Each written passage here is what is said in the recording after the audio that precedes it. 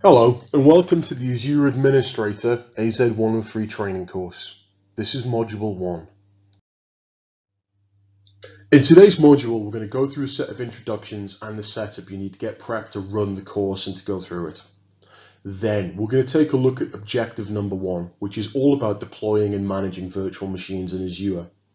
Once we've done that, I'm then going to go through a demo of creating virtual machines in Azure, configuring them, configuring backups, and configuring Site Recovery Manager. Then, in the labs, we're going to build on the knowledge that I've covered in this module and give you the chance to go and get your hands dirty building some virtual machines of your own. Unlike the previous course where most of the exercises were just done in the Azure portal, this time we're going to get a chance to go back and actually do some exercises where not only do we build things in the portal using the graphical user interface, you'll also gain some very valuable hands-on experience of configuring things through the Azure command line interface and through using the Azure PowerShell modules. If we want to do really well in this exam and pass it, we have to be ready for it. That means we know the subject, we understand the subject, we feel like we understand the subject and the exam we're going to sit, and also we're aware of what the exam testing experience is going to be like for us. So, how are we going to go about getting you guys ready for the exam? If you come along and sat the AZ-900 course with us, this slide will look very familiar for you. If you haven't, if you already have some experience with Azure, you can probably just jump in on this course at this point and you'll probably be all right. But if you do that and you find that some of the concepts I'm talking about, you don't fully understand them, feel free to go back and look at the training materials for the AZ-900 course. There's recordings and there's the PowerPoint and the lab exercises, and they're just in the next folder along from this course in the team site. I'd highly recommend you have a go at the AZ-900 exam. Not being AZ-900 certified won't stop you from sitting the 103 exam. What it will do is help you cement the fundamental knowledge that's going to build upon that not only is the 103 exam, but this 103 course will build upon. As part of this module, we're going to take a look at the exam objectives. It's really important that you're going to understand the subject. Before you start learning this stuff, you need to know what it is you've got to learn. So let's do that in this module. Also, in modules 3 and 4 of this course, we're going to take a look at the actual exam structure itself. We'll take a look at the type of questions you can be asked, and we'll explain the new Microsoft labs that will happen in the exam, where you'll be actually expected to build out a solution in the exam. Now, don't get too worried about that. The sort of things they ask you to do are fairly simple. We cover them all on this training course. And if you've got any real experience with Azure, it's not too problematic at all. The exam itself is quite forgiving. You can make mistakes, and as long as the end result meets that you put in place, meets what the exam meets what the lab requirements ask you for, you're going to get the points for it, and you're going to pass. Right, hands-on experience, right? This has never been more important. There's 3, maybe 4 sets of labs we're going to put out with this course. Make sure you don't skip on doing them. The labs that you're going to find in the exam, you'll probably find it quite familiar to the lab exercises we're going to do in here. I generally guarantee you, if you haven't got hands-on experience with Azure, you're not going to do well at this exam. With the right level of experience, which isn't that deep, you're going to have the confidence to be able to go in there and do quite well this exam. So please, please, please make sure you do the labs that we're prescribing in this training course. Once we've been through the various modules, go back and look at revision notes. As we're going through, create your own revision notes, either from this training, go away, do some online reading. I'm going to produce a set of revision notes that'll be available at the very end of this course. Go back, because the reason why I'm putting them out at the end is I don't want you not to make your own revision notes. I don't want you to feel like you don't have to pay attention. I don't want you to feel like you haven't got to make your own notes. Make notes. The act of just writing something down helps you remember it, and it helps to make that knowledge a bit more subconscious as well. So make your own revision notes. At the end, come back and compare yours to mine. Compare your revision notes with those of your colleagues who are also sitting this course. Then, what we're going to do towards the end is readiness review questions. The last module of this course, we'll go through some sample questions and we'll go through some sample lab exercise objectives. You'll get a feel for the sort of thing you're going to be asked about. One of the things I don't think we've got funding for as part of this training, but if you speak to your line manager, you might be able to get, is the readiness review tests produced by a company called MeasureUp. They're certified by Microsoft as exams that will help you prepare for the exam without cheating. Finally, the difficult part, actually sitting down and doing the exam. It's a 3.5 hour long exam for AZ-103, but count yourself lucky. When I first sat in an Azure infrastructure exam, not only did I have to learn a lot more content, the infrastructure exam wasn't just focused on infrastructure as a service, which this exam is. You used to have to know a lot about platform as a service. You had to know a hell of a lot about scripting. You had to have a very, very deep understanding of application infrastructure as well. That's gone away now. The AZ-103 exam is very much focused on infrastructure as a service components and storage. So we need to make sure we structure our revision around that. The other thing with the exams as well, where they've gotten a lot easier, is not only have they focused on skills that are relevant to the certification. So if you're an Azure Systems Administrator, you're going to get questions geared towards systems administration, not development, not architecture, and certainly not deep dive DevOps or security. But try and remember, the exam is very fair. Yeah, if you've gone through this preparation study and you've done the groundwork, you'll walk this exam. It's not the most difficult exam in the world. I'm seeing pass rates of, when I teach this course, normally there's about 12 or 13 people are in the room. They go in and sit the exam after they've gone through this preparation cycle. They go in there and about 9 or 10 out of the 12 people pass with a good score. And usually everybody bar 1 or 2 people get the exam on the first try. And pretty much everybody gets it on the second try. Why is that? Okay, if you go in there and you fail, it is not the end of the world. Learn from that failure experience. If you do go and sit the exam, feel free to send me a copy of your exam results. The exam results will have a set of graphs on it to tell you where you didn't score so well. And what I can do is I can give you some exercise, say go back, rewatch this module, go do this lab exercise, read these TechNet articles. Great, okay, hit the readiness review questions right now, go in there and do it again. I've probably taught about 250 people before the AZ-103 course so far. And out of those 250 people, about 235 of them passed the exam the first time, and everybody has passed it, at least when they've done the second exam. So it's something that you can and you will pass if you follow this preparation strategy.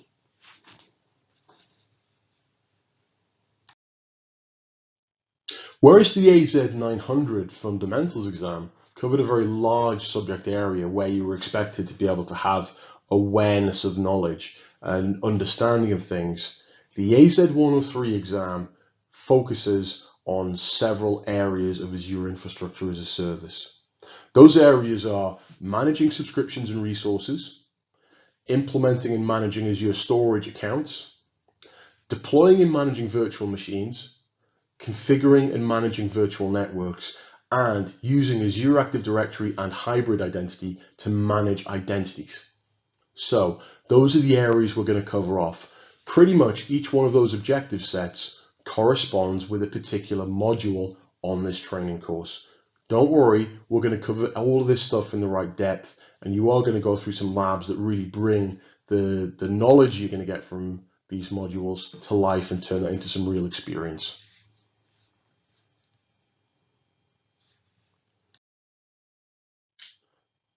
This pie chart shows us the weighting that Microsoft have given towards each of the objectives in the AZ-103 exam and the number of questions you're going to get.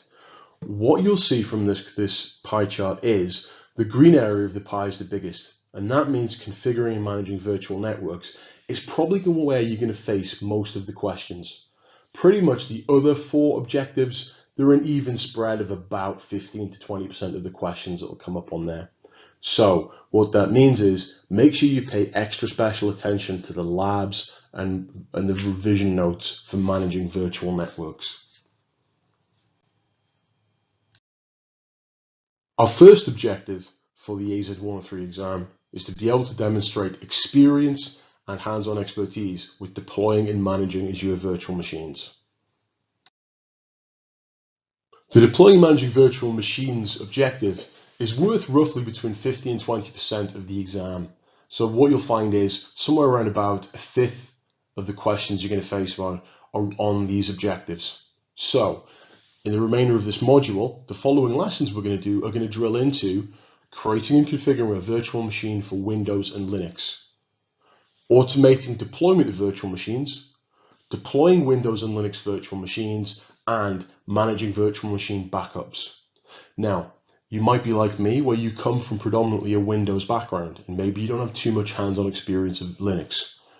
Don't let that put you off. Try and remember that this exam is focused on your ability to be able to deploy and configure virtual machine resources. Anything you face in the lab is probably not going to be about remote desktoping into something or using secure sockets host to send scripts to Linux machines. It is going to focus on your ability to create the resources that those Linux virtual machines run on.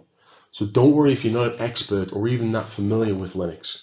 I'll make sure that I teach you during this course the stuff you need to know about Linux and what you need for the exam.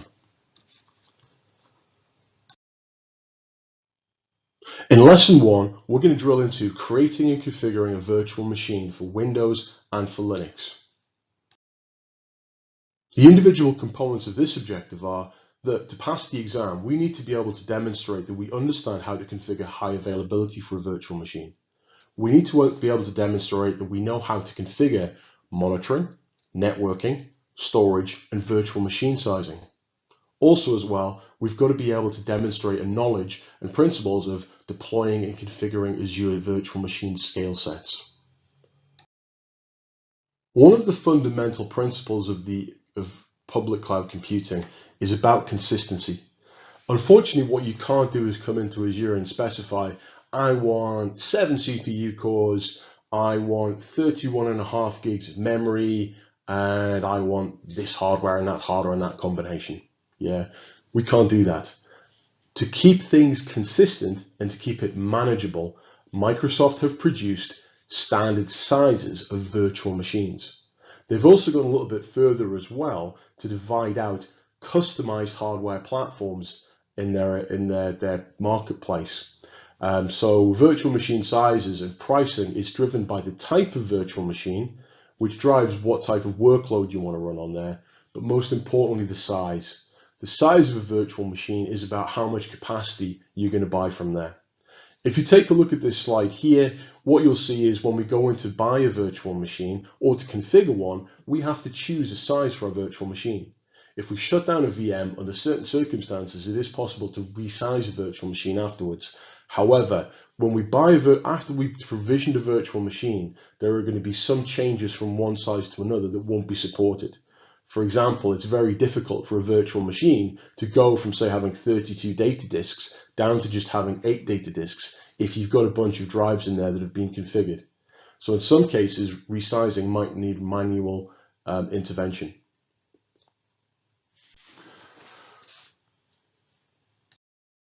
As well as providing VM sizes that ultimately determine how much capacity we're getting for our money, Azure also structures virtual machines into types. Now we have these families of virtual machine types that are pretty standard. So we have the A type of machine, or the A family. That gives us the lowest cost to run a virtual machine. That's ideal for kind of test and development environments, anything where we need to keep the costs down. The D series of machines adds solid state storage and very fast CPU for our workloads. So if we need huge amounts of throughput for storage and fast CPUs, that's the series to go to. Microsoft improved on the original D series or the D family of machines by creating D2 version 2 machines. They include some additional options in there as well. The G series of virtual machines gives us a high amount of memory compared to the number of CPUs and very large solid state disks. The F family of computers are intended for compute intense workloads. That means they have a very high very high CPU to memory ratio. So if we need something that's got compute horsepower, F is probably what we're going to choose. There are two N families. So we have the NC and the NV families of virtual machines. Now, what's special about those VMs is that they include graphics processor units in there. One of the things you're going to find is obviously the video game industry has driven a huge amount of innovation over the years. NVIDIA have specialized in creating graphics processor units, mostly for the video game market. But what we found over the last 3 or 4 years is we're starting to run like data science type loads that need incredibly efficient CPUs for performing high intensity and complex mathematical operations. GPU chips just work out being much more efficient at doing that for us. So what you're going to see in the Azure portal is these two VM families give us the ability to have a GPU chip in our machines. So those are ideal for any kind of data science or deep analysis type workloads. Also as well, servers and virtual machines with GPU processors in them are also incredibly useful for desktop virtualization scenarios like VDI. The H family of machines have the fastest CPUs at the moment. They're also optimized for inbound connectivity as well. So they've got teaming done on their network cards beneath the waterline. The L family gives us access to very large solid state drives. So if we've got something that's very, very heavy on performance of storage, that's a good choice for us. We've also got version 2 of the A series of machines. Now what they've done there is they've expanded on the limits of that the A version machines as well, giving us more options in there. But A is still intended to give us the lowest possible price options in there. One of the things you should be noticing there, so for example, the D series of machines and the A series of machines have version 2s. That means Microsoft have taken a look at that family and said, look, we'd get more business if we added some more functionality in here. So what they do though is they leave the original series in place. That way they can make modifications and make the new capabilities available without changing your current configurations that are in place. If we're working with Azure Virtual Machines, Azure gives us 3 options to obtain a Microsoft-backed service level agreement for the virtual machine. Now, for the sake of disambiguation, it's important to understand what that service level agreement gives us. Microsoft are only guaranteeing with that SLA that the virtual machine itself will be up and running. That means the operating system will be loaded. That SLA does not include any availability metrics for your applications that are running inside that virtual machine. So the SLA would be kind of like this. We guarantee your web server is up and available for 99.9% of the time. However, Microsoft are not making any guarantees about the code or the website that machine is writing because they haven't produced that. So the underlying VM is available for 99.9% of the time, but your code might break within that time. So it's important to understand these virtual machine SLAs are about the virtual hardware being available for a period of time. There are 2 ways to deploy hard drives in Azure. We have the traditional unmanaged mechanism, and what we used to have to do there is we had to create a storage account ourselves, and we had to choose which storage accounts to put the virtual hard drives we attach to our virtual machines to. That was okay, it was good, but a lot of people didn't understand that there were performance limits on a storage account that limited the overall number of input-output operations and also limited the amount of bandwidth that could flow into or out of a storage account regardless of how many virtual hard drive files you had in there. What I used to see in the early days of Azure, I'd go and see customers who were telling me, I've now got 10 VMs, it's all starting to grind to a halt. Yes, they had 10 VMs, they all had 10 separate virtual hard drives, but they put them all in the storage account and they were hitting the limits of the storage account object itself. So what we had to do in those days was instruct people, right, we need to get that virtual hard drive and move it into its own storage account and repeat and repeat and repeat. Okay, obviously that's not optimal. So what Microsoft did was they came up with this technology called managed disks. And what we do there is when we create a virtual machine or a virtual hard drive, Azure itself will automatically create the storage account type infrastructure that it needs to store that virtual drive in.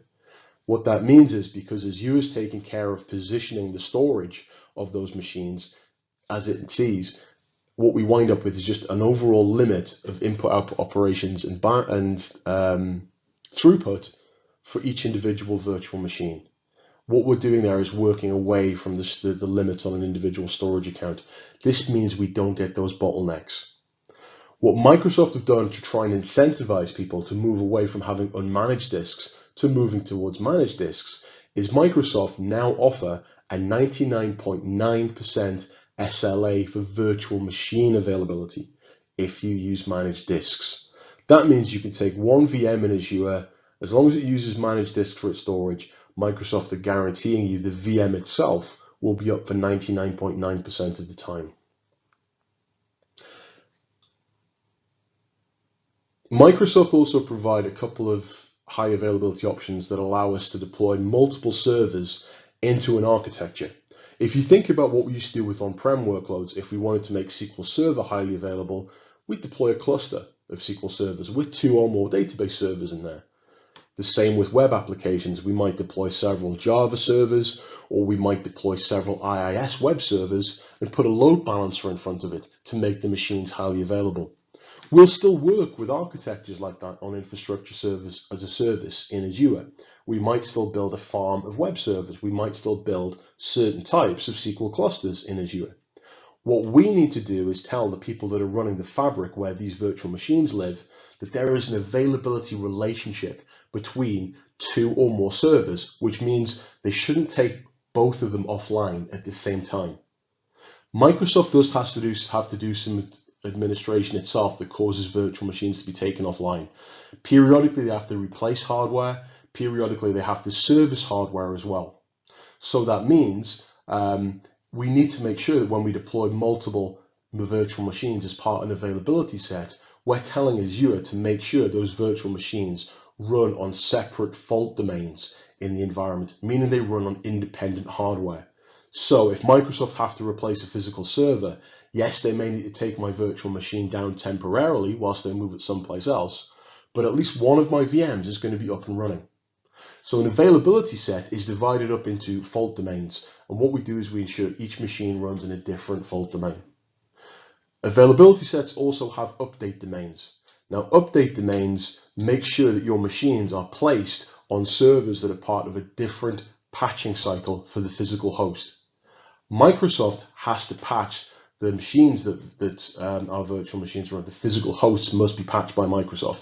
We get no access to the hypervisor host, so they have to do that for us.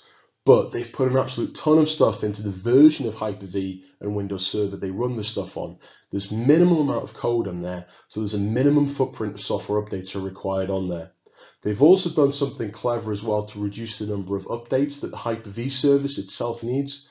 But occasionally Microsoft may send you an email saying we need to take one of the hosts, we need to patch one of your hosts and take it offline. That might affect your virtual machines.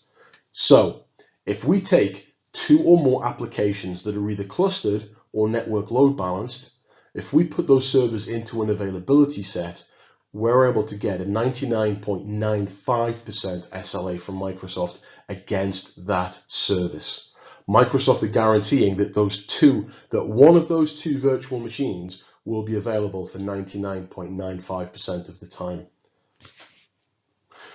More recently, Microsoft have extended on that concept by introducing something called availability zones. And what they do with an availability zone is separate out where we have a load balanced application with multiple VMs or a clustered application with multiple VMs. What they've done is they've allowed us to separate that out into different facilities in the same Azure region.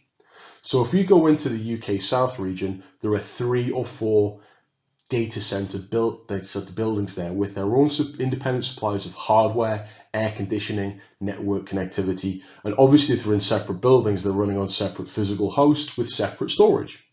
There's very good connectivity between those buildings, so we don't see any performance impact of that separation from one building to another. In an availability zone, we're dividing up the servers in our load balanced array or our cluster to be running in different buildings and different availability zones. 2 or more servers, load balanced or clustered, running in an availability zone in Azure will give us a 99.99% SLA. It is important that we're able to articulate the difference between an availability set and an availability zone. With an availability set, we have 2 or more virtual machines in a cluster or that are load balanced, and they all run on managed disks or on storage that it is itself clustered. If we move over to an availability zone, we get a 99.99% SLA. What that means is those workloads are separated out into different facilities within the same Azure region. If you think back to the AZ-100 course when we discussed the fundamental building blocks of Azure, you'll remember that a facility is one building. If you go down and take a look at UK South or US West, what you'll find is Microsoft have built fairly close to each other separate buildings called facilities. Each building comprises, each component building together comprises into a zone. So what we're saying with an availability zone is we're just going to separate the stuff out to multiple buildings, but as well as our storage being independent, we're also going to have an independent supply of power, air conditioning, network connectivity, and obviously the hardware is going to be independent from one another because they're in different availability zone and a different building. If we want to be able to keep our virtual machines highly available, it's vitally important that we monitor them. Not only is it important for us to monitor how available the virtual machines are to keep Microsoft honest on their promises of a 99.9 or 99.95 or 49's SLA, we also need to monitor the availability of our VMs at the very least so we can see when one goes down and we can come back and take some kind of corrective action.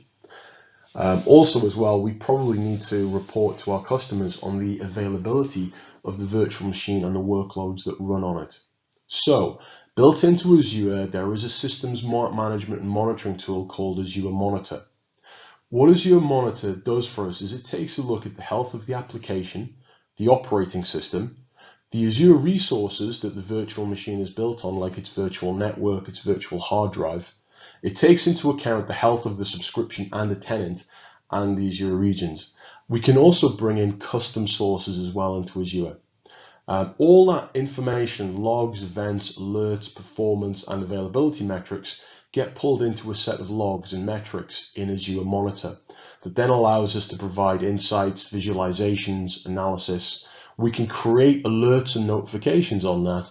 And what we can also do is integrate this monitoring as well by sending webhooks or using logic apps to forward events to other management tools, or we can have logic apps that's trying to attempt to self-heal a given resource.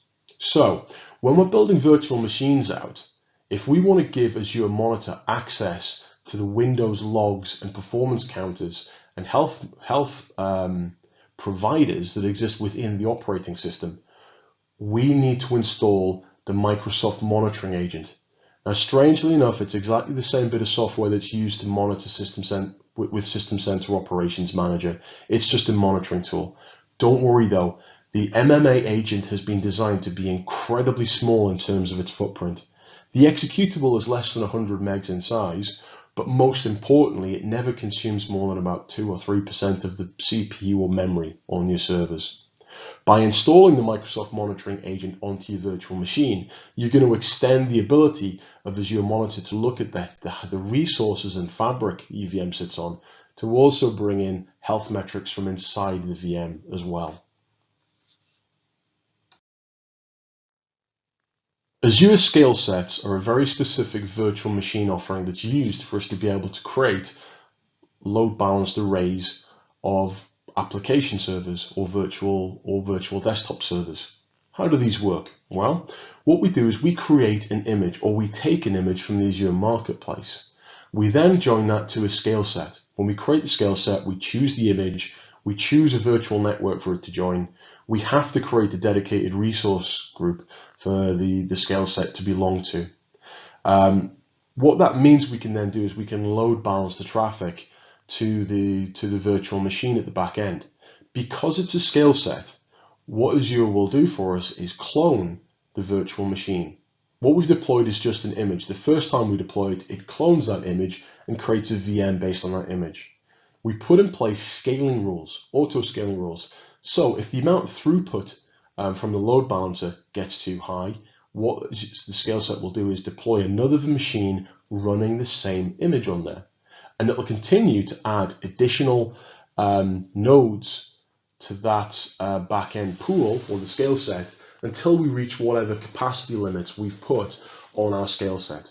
Now, obviously, we've got to pay for each VM all the time that it's up and running, so there is a cost to this. So in our scaling rules, we might put in a limit that says we never scale to more than 5 or 6 virtual machines, and maybe we never scale any lower than 2 just to make sure we've got high availability for it. So scale sets are all about scaling out or scaling horizontally. What that means is we'll get a duplicate of that virtual machine. We'll create extra instances of that VM. Scaling out should not be confused with scaling up, which is also known as scaling vertically. Scaling vertically is where we might resize a virtual machine or an object to give it more capacity itself. One of the things you'll find when you deploy a scale set into production, there's a subtle art of sizing these virtual machines accurately. So you don't necessarily create the biggest virtual machines when it's easy to replicate them. But what you do is there's a fine balance of the size of virtual machines versus the number of virtual machines you have. There are some limits to a scale set in Azure. Provided you've used a marketplace image, i.e. one that Azure has provided for you, you can have as many as 1,000 virtual machines in a single scale set. That means we can scale up to a dramatic amount of compute horsepower. If we've had to create a custom image, let's suppose we've needed to modify the build image and install an application into there that's not being provided by Microsoft, so not something where we've deployed some code onto a website or a .NET application, but where we need to install something alongside, like maybe a third-party component like Btrieve or Crystal Reports or something on there. And we've had to make a custom image to do that. We've got a maximum number of VMs we can scale out to of 100. And that's really Microsoft saying, look, we've created this VM image. We know it's good. We know it'll scale up just fine. This one here where you've created it yourself and uploaded it yourself, well, we haven't done any due diligence checks on that. So what we're going to do is we're going to cap that to 100 instances you can scale up to. It's really important when we create scale sets that we size the storage accurately. We have to use managed disks for scale sets, and also as well, it's highly advisable that we use the premium storage rather than the standard storage tier to size the scale set accurately. In lesson 2, we're going to take a look at the options we have for automating the deployment of virtual machines in Azure. Because Azure gives us a software-defined data center and software-defined networking, and it's very easy to provision virtual machine instances, we need to understand the end-to-end cycle of deploying an entire virtual machine with a workload on it.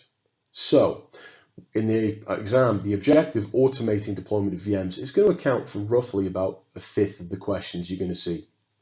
What do we need to be able to do to answer those questions? Right, we've got to know how to modify an existing ARM template. Don't worry, we're not going to have to open a notepad and write an ARM template from scratch. Everything to do with ARM templates, we generally create one in the portal by creating a resource, download the template and modify it there to give us the customization we want. We need to be able to configure the location of new virtual machines. We need to be able to configure a virtual hard drive template. And what that will do is allow us to either have a custom image or to pre-populate image for a data drive in Azure when we attach an additional hard drive. We also need to be able to deploy a virtual machine from a template. What you'll see in the exam is you will find questions that ask you to do that through the portal, also ones that ask you to do that through a PowerShell command or through the command line interface.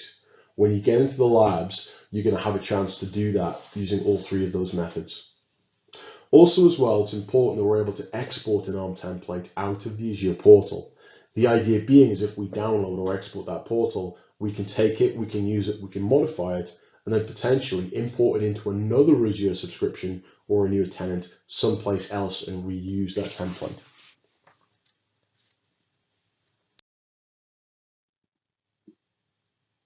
When we're configuring the location of a new virtual machine, it's very important we get this right.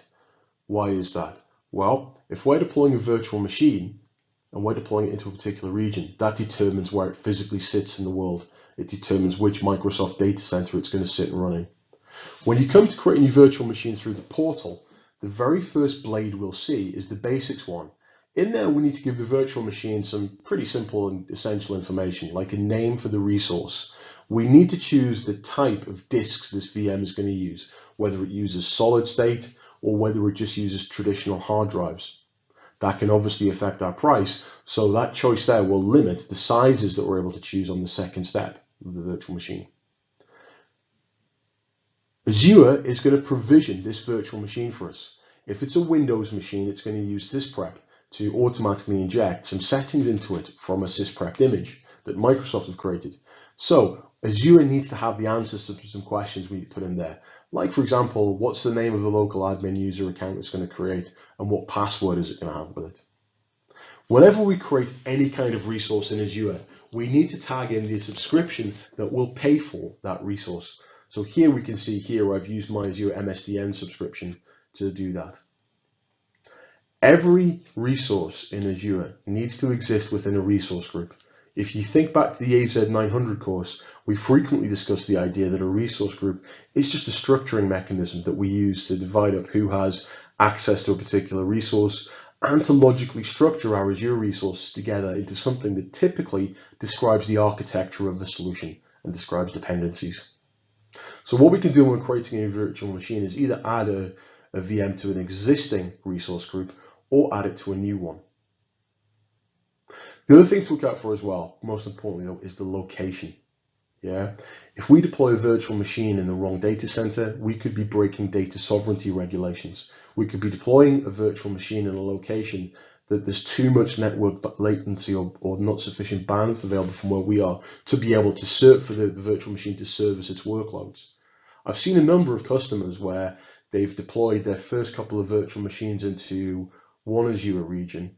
Then they've come along to complement some app servers that they've built by deploying a SQL Server cluster. And they've accidentally deployed the two components in different data centers. Now, the first time they've known about that is when they've come along and tried to connect the machines and they've found, well, actually they're on different virtual networks. So, and also as well, the location, as you can see by the map, could have a massive impact on data sovereignty and network latency. It's very difficult to change the location of a virtual machine. Not impossible, just difficult. So make sure you get the location right. One of the other options you see on the first page of configuring a virtual machine is to ask whether or not you already own a license for that VM. So if you already have the license for this VM, let's suppose you've bought Windows Server data center CALs for on-prem with bring your own license rights and software assurance. You can use those Windows Server CALs that you've already bought for on-prem in Azure. That means you can tell Azure that you already have a Windows Server license for that VM, and it'll reduce the running costs by 40% because you've already paid for the software license.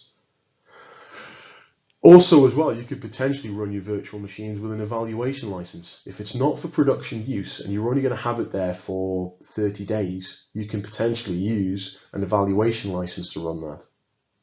So by ticking that button, you're saying that what you're actually saying there is that you're not choosing to pay for the licenses as part of your Azure spend. It brings down the amount of money you have to spend with Azure, but bear in mind, you do need to be able to demonstrate for software asset management that you have a license for this. So if you're picking this option, make sure you can justify that it is a temporary evaluation workload, or that you already have a license somewhere else that is transportable to Azure. There are lots of T's and C's about software assurance rights. There's lots of T's and C's with Microsoft licensing. If you're in any doubt at all about that, speak to a licensing specialist. If you're under any doubts, click the no option to already have a server license. It will mean your burn rate or your cost for that virtual machine is what it says on the tin. It's not going to get any more expensive. You're just not going to get that saving. But you can guarantee you're going to have a license for it. When we deploy a virtual machine, either through the portal or through the command line interface or from Azure, what we're doing is populating answers into an ARM template. When I come along and tell Azure that I want to create a new virtual machine, it clones the ARM template for that and it uses the portal or the PowerShell command line or the CLI to populate in there variables into that template that have the value we want. If you look over here at the screenshot of an ARM template, what you'll see is we have this idea of parameters. So for example, here we have a location parameter, a storage account parameter, an account type parameter. These are all things that Azure needs an answer for. These questions need to be answered for Azure to be able to provision this resource.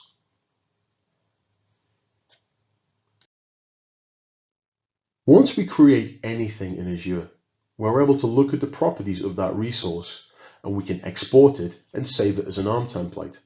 When we save it as well, what we'll download is a zip file that contains the template, a list of the parameters that need to be populated, but it will also give us a script file that we can run in the command line interface or PowerShell or even the .NET framework we could execute to make that template be deployed along with the settings we specify. What's really cool about Azure is we're able to take an entire resource group and save that as an ARM template. So if I've built out an infrastructure that has 4 domain controllers in an availability set, I have 2 SQL Server backend servers in an availability set, and I have 4 network load balanced applications in the front end, I have a virtual network, I have subnets, I have firewalls, and I've built out that infrastructure, I can save that entire configuration, that entire architecture as an ARM template and exploit that. I can then consistently redeploy that ARM template elsewhere and recreate that environment in other Azure subscriptions or other regions, or even in the same one if you really want. That's the power of ARM templates. Don't be too concerned about the contents of an ARM template file itself. For the purposes of the exam, you won't be required to write an ARM template from scratch. However, it doesn't hurt to be able to go into the portal, save an ARM template, and understand where settings are coming from and what values are being asked for it. In this lesson, we're going to describe and understand the process of deploying a Windows or a Linux virtual machine in Azure. As I said before, if you don't have much experience working with the Linux operating system, don't worry too much. The exam isn't a Linux exam. It will test your ability to create a virtual machine with a Linux image on it. It will test some very basic management information like how you administer a Linux machine through SSH and upload files to it through FTP. But this exam does not go into any depth details about particular Linux commands or the Linux user interface. It merely deals with the resources that potentially run a Linux virtual machine in our environment. So if we want to sit and pass the AZ-103 exam, what stuff do we need to know to satisfy this objective? Okay, for deploying Windows and Linux virtual machines, we need to be aware of what managed Azure disks are. We need to be able to demonstrate how to add a data disk to a new virtual machine as we create it and after a virtual machine has been created. We need to be able to understand how to add network interfaces to a machine, not only during installation, which is mandatory, but it's also possible to go back to the portal and subsequently add additional network interfaces to our virtual machines. We need to be able to automate configuration and management using PowerShell desired state configuration and the VM agent by using custom script extensions. We need to be able to manage virtual machines. Now, with some caveats, it is possible to move a virtual machine from one resource group to another. It's also possible to resize a virtual machine. Typically within the same family of virtual machines, we can resize it up and down, depending on some of the hardware constraints that are in there. It's also useful to be able to know how to redeploy a VM.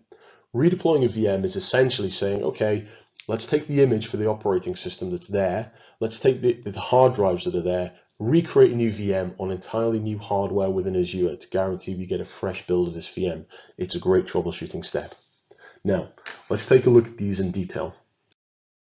This next couple of slides talk us through the process of creating a new virtual machine in Azure. Now, the process for creating a Windows VM and creating a Linux VM are pretty much identical, and you'll probably be able to spot for yourself the point where the process differs. Deploying any VM through the portal is broken down into 4 steps. In this first step, we answer some basic information. What's the machine called? What type of hard drives are we using? We need to provide a local username for the local administrator account and a password. So Azure is going to stop us from putting in the username of administrator because that will already be in place in the build. It will just be disabled. So we have to use a different name. We can't use administrator, we can't use root, and we can't use admin because those usernames are easily guessed.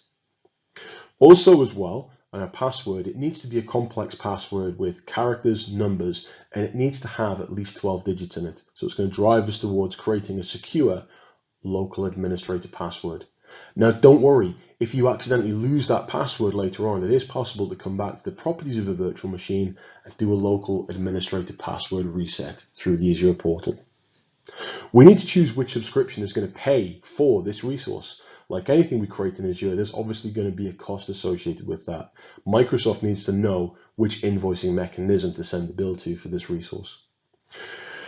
Any resource we create must live within a resource group. So are we going to use a new resource just for this virtual machine, or are we going to use an existing one? Creating a virtual machine is rather a special operation in Azure because as well as creating one resource for the virtual machine, we'll also be creating virtual hard drive resources, virtual network cards, potentially public and private IP addresses will be created as well. Maybe we're creating network security groups to lock down the access to these machines as well. So it's really important, that we keep those resources structured together. Personally, I'm a big fan of having one resource group that contains all of the virtual machines of a particular application. So I'll create one resource group and all my domain controllers, virtual machine objects, virtual hard drives, and network security groups all live in that same resource group.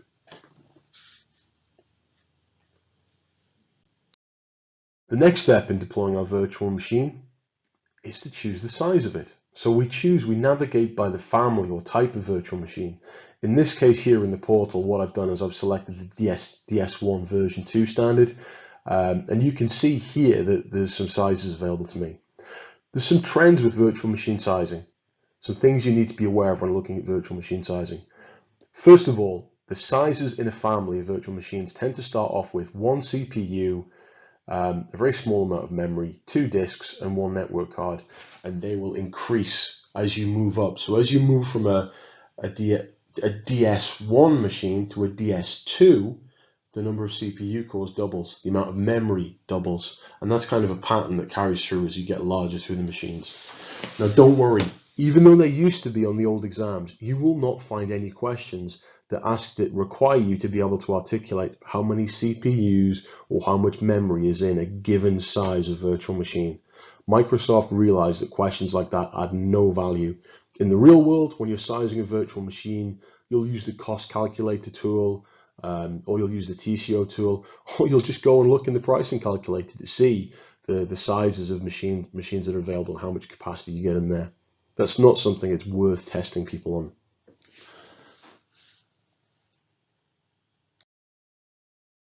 Now what we need to do in the third step is to configure the virtual machine. Now there's a couple of different sets of management capabilities a virtual machine might need to have. So for example, have we turned on boot diagnostics?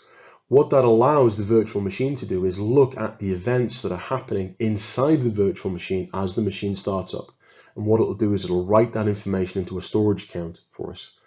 So if our virtual machine is trying to install and there's a problem with the Windows boot up process, because we haven't got any mechanism of looking at this machine bare metal like we had through Hyper-V or with a physical host, those boot diagnostic logs will tell us what's going on. Also as well, we can choose to enable or disable guest operating system diagnostics. It might be that we've got some sort of compliance requirement to say we can't take logs out of the operating system and put them into the underlying fabric. That's becoming less and less common now. The idea here is if we enable guest diagnostics, we get the Windows logs for storage and for the various services running, and we write those into a secure storage subscription as well. So obviously we need to identify the diagnostic storage account that we're going to use to keep that telemetry in. So what's considered to be good practice is for each family of virtual machines. So for example, where I've got VMs that are domain controllers, VMs that are SQL servers, where I've created a dedicated resource group for those machines, I'll create a storage account in each one of those resource groups and put all of the logs for those VMs into that one storage account. As we're setting things up as well, we need to be able to configure some of the management capabilities. What used to happen in the old days was you came along, you created a virtual machine, you started running it and you forgot about it. And what happened was you didn't configure backups, you didn't recover site recovery management, you didn't install the Azure monitoring agent on there. So what they've started doing now is they've built into the Azure portal during the new virtual machine creation wizard, they'll prompt you on to make a decision about whether you want to back it up or not. What that means is when you come along and create your first virtual machine, you can put in place all the configuration needed to set up a backup vault, to set up a site recovery policy. You'll be prompted to do all that if you want to say the machine's going to be backed up or not.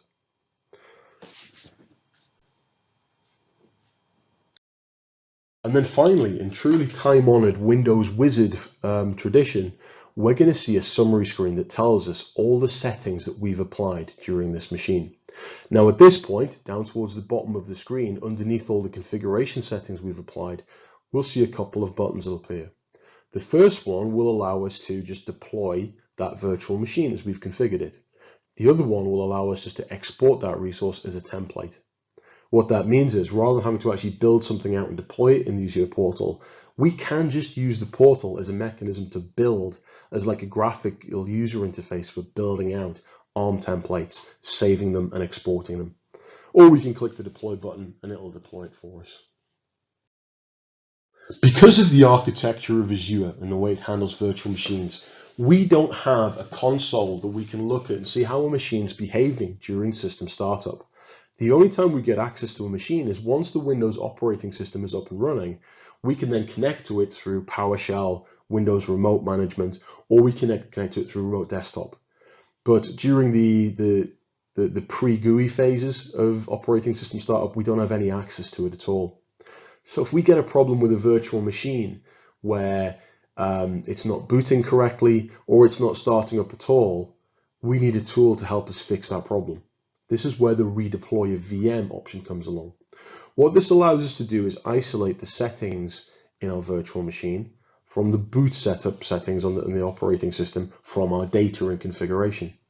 If I click the redeploy button for a given VM, what it will do is shut down the virtual machine, deploy it again using the same Azure configuration for its resources onto different hardware.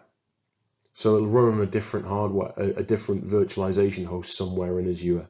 It'll create the new virtual hard drives again, but what it'll do is it'll use the contents of the hard drives as they were, effectively backing up the system as it was and deploying it out again. So what should happen then is the machine should start up and it should work. There's a couple of phases to this. It does take a little bit of time, but it's just the same amount of time it takes to create a VM in the first place. So realistically, you're probably looking at about a 10-minute time to redeploy a VM. Do bear in mind though, when you're redeploying a VM, it's not available. So hitting the redeploy button will take it through a process of copying, updating the configuration, and then eventually when it's up and running again, it'll show the status of running. If you look along the top of this dialog box here, we've got some control buttons for the virtual machine. The settings one will tell us to take a look at its configuration. Connect will allow us to download a file that will connect to the remote desktop protocol, or if it's a Linux machine, it'll allow us to connect through secure sockets host or FTP to upload files to it if we want. We've also got the start and restart buttons as well. So maybe if our VM's not running well and we need to do a hardware reset, we can use the restart button to do that. Also, there's the very dangerous looking delete button. This is one of the use cases where we would probably put resource locks onto our virtual machines to prevent people from accidentally deleting our virtual machine. A word of warning, if I hit delete on the virtual machine, I will delete the virtual machine instance itself.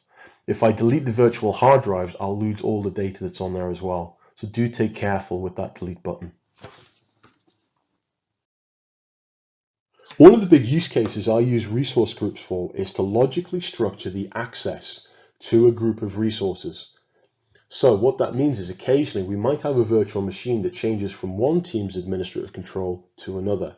Or maybe we've deployed a VM to a resource group incorrectly. So it's entirely possible we may need to move a virtual machine object from one resource group to another.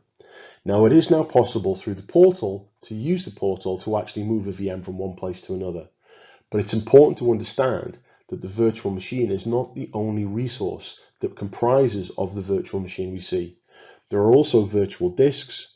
The virtual machine object itself is essentially the configuration of the virtual machine that points to the location of hard drives and explains how much hardware it has. Other objects like the network interface, network security groups that are attached to the network interface, if it's got a public IP address and its connection to a virtual network, ideally we want to keep those resources together.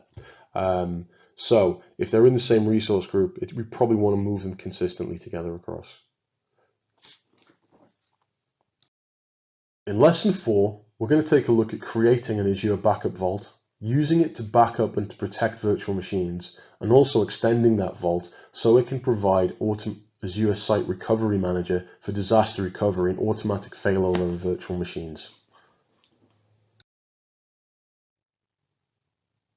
The Managing VM Backups objective is worth about 15 to 20% of the exam. That means about a fifth of the questions you're going to come up against are going to be about Azure Backup or Azure Site Recovery Manager. Let's take a look at this stuff at work. Azure Backup is a software as a service backup solution. What that means is we don't have to build any backup servers. We don't even have to configure any hard disks for the backups to live in. Essentially, the Azure Backup service is a software as a service offering that runs in Azure. It can be used to manage and protect virtual machines we have run on-prem, and it can also be used to protect virtual machines and servers that are running in Azure. So, it is possible for Azure Backup to be able to protect a virtual machine running in Azure at a VM snapshot level without putting anything inside that VM. It can do that because obviously Azure Backup can speak to the storage infrastructure and the storage resources to back it up through Azure itself.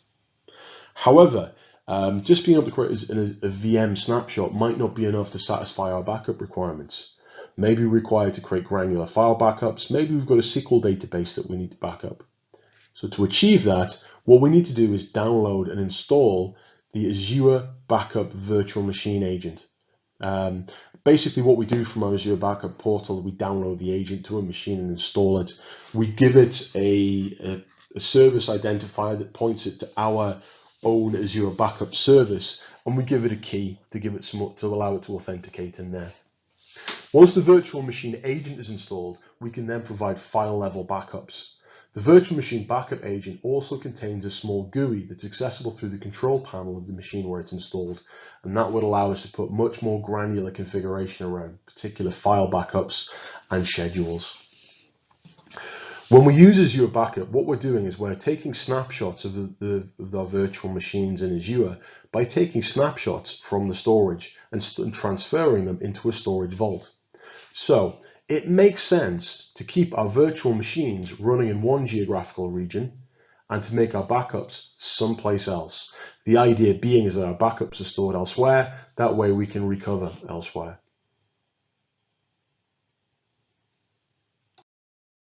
When I create an Azure Backup Vault, I need to make some choices. I need to choose which data center the backup vault resides in and where it's going to ship its data off to.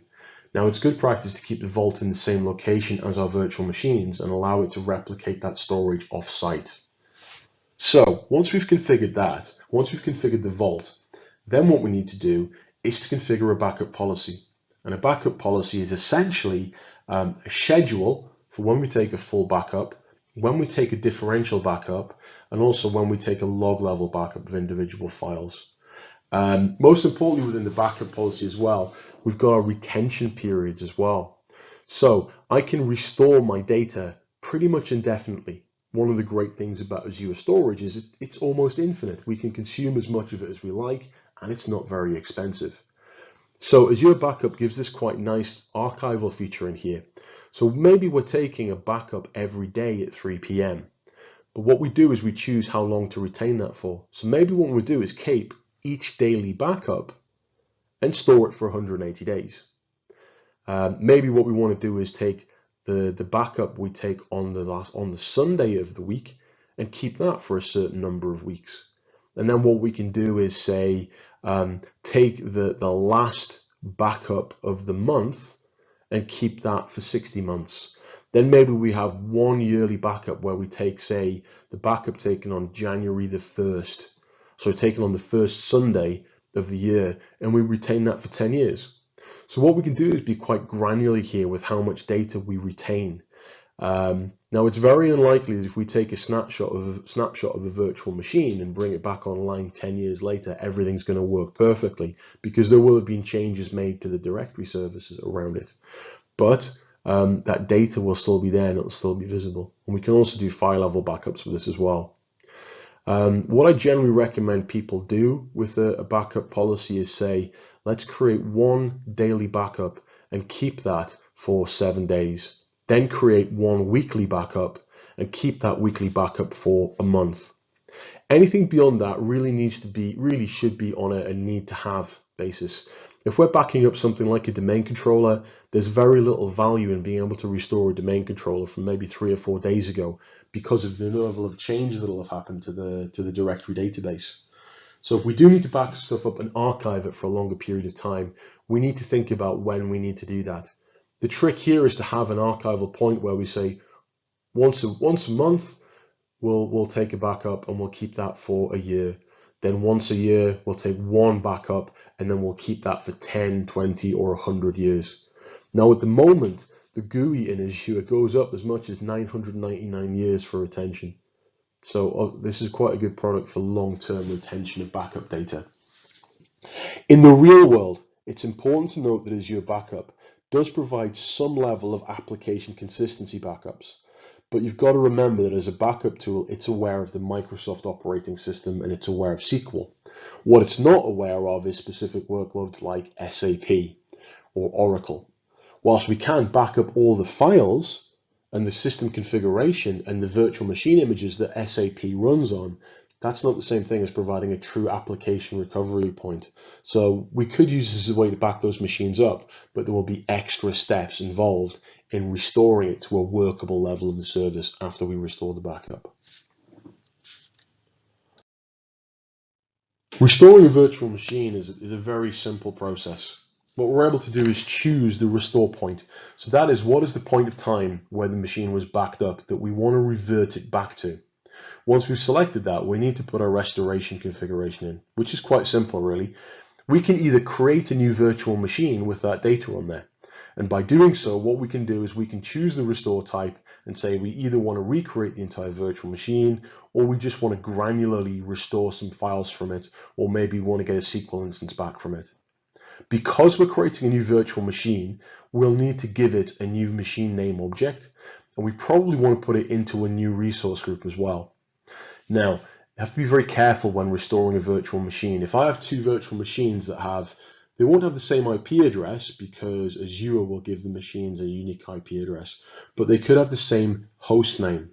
So it's important that when we redeploy a virtual machine, if we're creating a new one based on it, we want to avoid the chances of there being any application conflicts. So it's a good idea to do the restore of a virtual machine to another location. Then you can go into it and choose the files you want to move off. Also as well, when we're creating that new machine, we need to choose which virtual network subnet we're going to position it on and what storage account we're going to use to keep the restored virtual machine into. The alternative to creating a new virtual machine is just to replace the existing one. If we're doing a virtual machine restore, what we do is we say, well, I want that machine back, yeah, with the same configurations in place now, but I just want the hard drives to be reverted back to where they were at the restore point.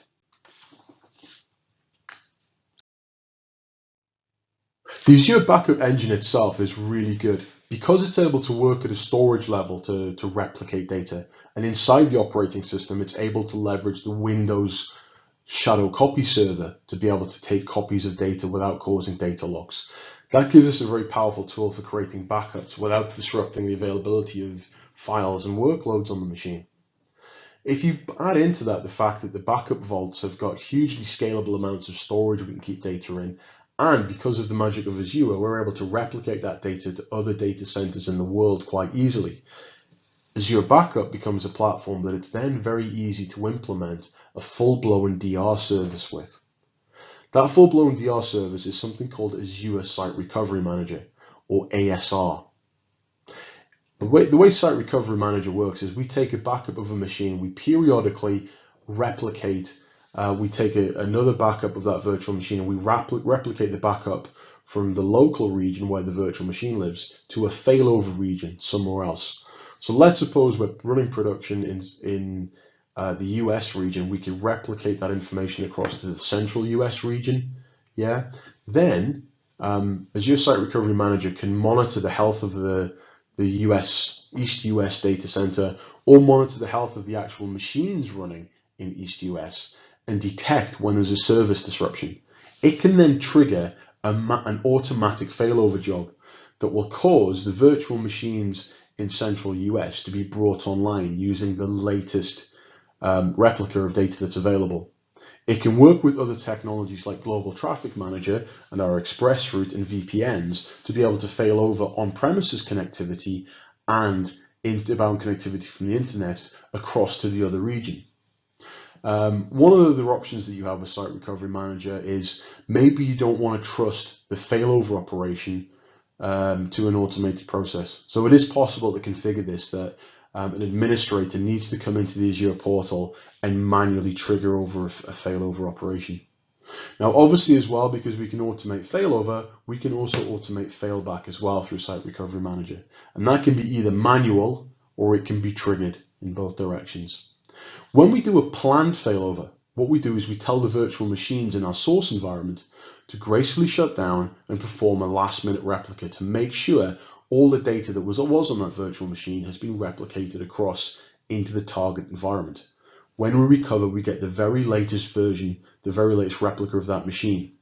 If we do a planned failover, we may have a service outage of, say, 10 to 15 minutes whilst the replicated servers start up and DNS records change across to point to the new environment, but we won't lose any data because we've been able to do a graceful shutdown. The alternative to a planned failover operation is an unplanned failover. And that's what happens if, suppose, the entire East US region goes offline. Site Recovery Manager then will just bring on the virtual machines in central US for us, just using the latest copy of the replica. That means there could be 30 or 15 seconds worth of data that hasn't been backed up and replicated from the source environment yet.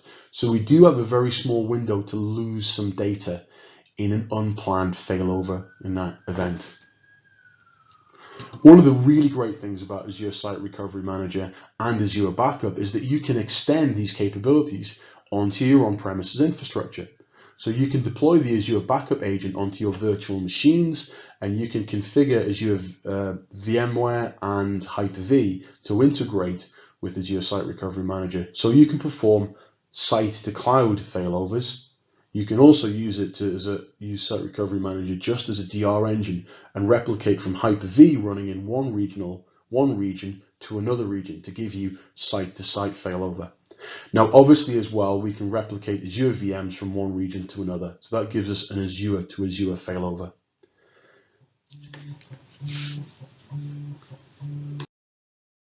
During the live recording of this course, I went through some demo exercises where I showed off how to deploy and manage virtual machines in Azure. Now, to keep the size of this video manageable and small, what I've done is a separate recording of that demo. That's available as a separate video file that's available in the Microsoft Teams site. So now's a good chance to go away, break away, get that video and watch through it if you didn't see the videos being delivered live. In preparing for the AZ-103 exam, hands-on experience is vital. I can guarantee you, if you don't have hands-on experience, you will not pass this exam. Why is that? Well, in amongst the many multiple choice questions, scenario questions, evidence questions, drag and drop and hot zone questions, you're going to run into exam lab simulations. That means partway through the lab, the exam engine is going to open up the Azure portal and give you a list of tasks and outcomes you need to achieve in Azure. Your job will then be to use the portal to configure a VNet to VNet peering, or to create some virtual machines and add them to an availability set, or maybe it's add a virtual machine with a new virtual hard drive or a new network card. Maybe it's going to ask you to create some policies in the Azure portal. So a lot of the weight of results lies on being able to solve those lab questions. Get the hands-on experience. You will thank me once you've done this. So now it's time to have a look at Lab 1. Go to the team site, download the lab instructions from there, and work your way through them. Please note that the lab file instructions will probably be available about 24 hours after I've completed the delivery of this module. The exercises you go through in Lab 1 are designed to give you some very specific hands-on knowledge and also to make you learn some particular lessons, in some cases the hard way. Right, what are we going to get you to do in this lab? Well, the first exercise we're going to get you to do is create some virtual machines in the Azure portal and configure things like backups on them. Then what you're going to do is repeat that exercise using the Azure command line interface. Guess what? Once you've done that, I'm going to get you to go back and do the exact same thing again using Azure PowerShell. Now, by doing this process of doing something in the portal, then doing it with the CLI, then doing it with the PowerShell, I'm hoping to get you to cement three things. One is a solid knowledge of what's actually happening when you create these VMs. The second thing is to understand how we're using the command line interface and the PowerShell to provide answers to the questions that need to be populated in an ARM template to be able to deploy a resource through ARM. Then what we're going to do is create and populate an availability set. Now there's a bit of a deliberate lesson learned in here because this is a lesson I need you to learn for real life, which is that you cannot add a virtual machine to an availability set after you have provisioned it. So in this lab, I'm going to do something quite cruel to you where you're going to have to do a bit of extra work to make this work. I want you to learn that lesson the hard way. It doesn't take much time to learn that lesson, but I'd much rather you learn that lesson here in the labs than either A in the exam or even worse B in a customer's environment. We're going to do the same thing again. This time, instead of creating and populating an availability set, we're going to create and configure an availability zone. Then, once we've done that, we're going to configure an Azure Backup Vault and configure backups to virtual machines. And we're going to configure Site Recovery Manager to replicate those machines elsewhere and to automate failover from one regional data center to its regional pair.